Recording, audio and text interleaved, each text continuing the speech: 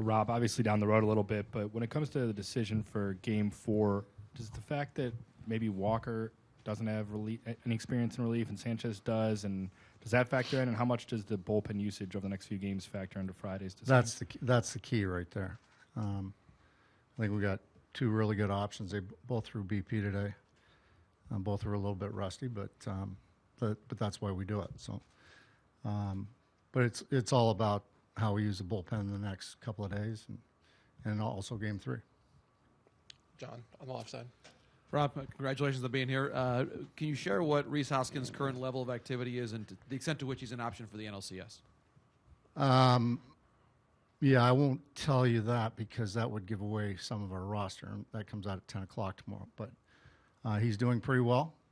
He's getting live at-bats, and he's getting at-bats off the trajectory. He's running bases. He's sliding. He's doing pretty much everything except for taking ground balls. Michael over here on the right side. Hey, Rob. Zach Gallen's pitched a couple times against you guys. He's had some success. I mean, what has he done in those starts that's kind of impressed you? Well, it's the fastball is got life on it.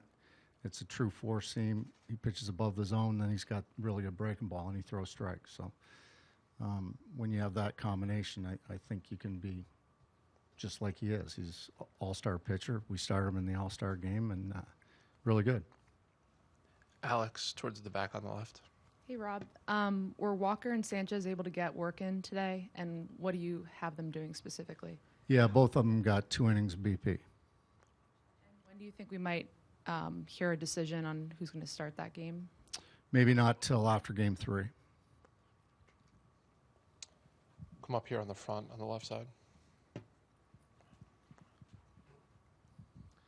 Rob, you touched yesterday about how you, again, considered retiring, at the end of last season.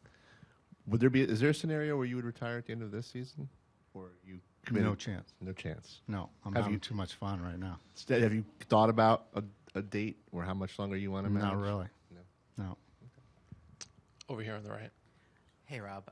You guys have had success in playoff series that have started away from home. What kind of changes, if anything, mentality-wise, when you start a series at home for a change?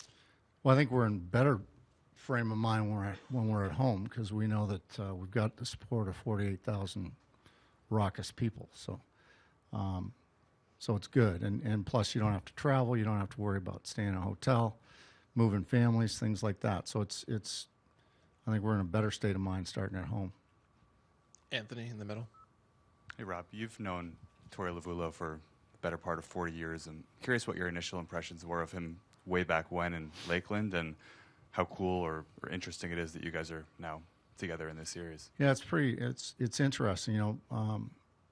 Torey had signed, I guess it was maybe 87, and I was already in Lakeland. And he started the season in Fayetteville, and he got moved up to Lakeland. So I only saw him for a few games because it was right at the end of the season. But I knew he was a prospect, high draft pick. Very, just a great guy.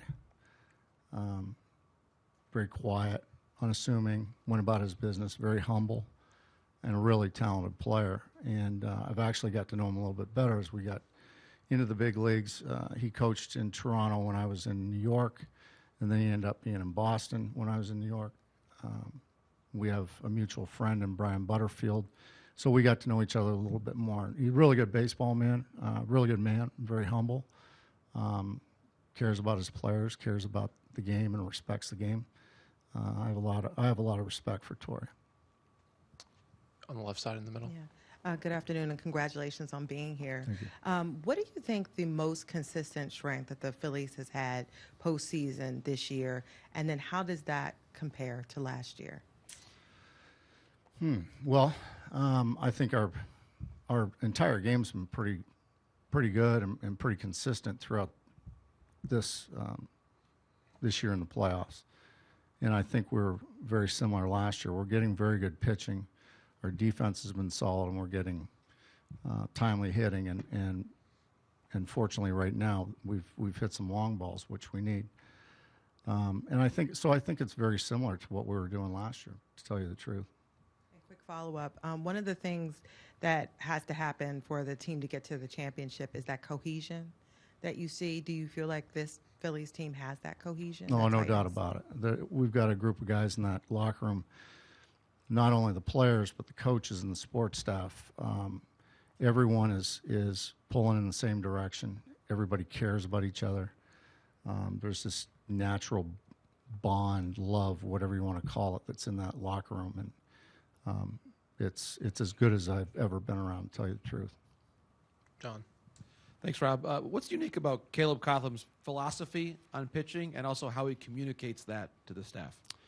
He's tremendous. Never really been a pitching coach before he came here, but his knowledge of pitching, of not only arsenal, but how to put it all together, how to put a game plan together. His communication with the pitchers is unbelievable because he's still fairly a young guy, He's really, really sharp, and I lean on him constantly. Pre-game, in-game, post-game, off days, doesn't matter. I'm leaning on him. He is tremendous. Alex on the left side. Do you have any update on Dylan Covey? Oh, sorry, Alex. It's okay. Through BP today. 1 inning, probably through 20 pitches. He was pretty good. And what's like the next step for him? Well, we'll see about the roster for the next round, but he is healthy right now. Okay, great. Dave on the right side aisle towards the back. Robert, with Zach Wheeler, obviously, with his talent, but his ability to go deep into games, which is a lot of pitchers aren't able to do that despite the talent part. Is there something about his mentality that enables him to do that, or the trust you show in him to stay with him as long as you do? Highly Competitive guy. I mean, when he goes to the bullpen to warm up for the game, his plan is to go 9 every time out, and a lot of times it's like a fist fight on the mound to get him out of the game. But I love that about him. Yeah, he's just got great stuff, and he holds his stuff, which allows him to go deeper into games, and that's what his goal is at the start of the game. So it's a good combination to have stuff and competitiveness and being able to hold your stuff. Up here in the front. You mentioned like how great it is like seeing like all these Rockets fans like filling up the ballpark every night.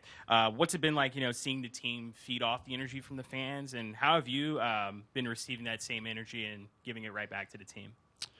Yeah, I think the team really responds to the energy in this ballpark, and we really didn't see it until we got to the playoffs last year, and then you saw the other side of the passion that our fans have, and I feel the same way. I mean, I feel the energy come through me as well, and I think it's the best fan base in maybe all of sports. John on the left. Rob, I'd like to know about your conversations with Craig Kimbrell about his role when he's utilized, because you got someone with a Hall of Fame resume who's willing to go in the 7th inning, obviously, in your last game. What are those conversations like, and how has Craig taken on that role? He takes it great. The only thing he wants to know is, like, okay, what's the possibility of coming in earlier than the 8th or 9th? And when you lay it out before the game or early in the game, he's fine with it. He just wants just a little bit of a plan going in.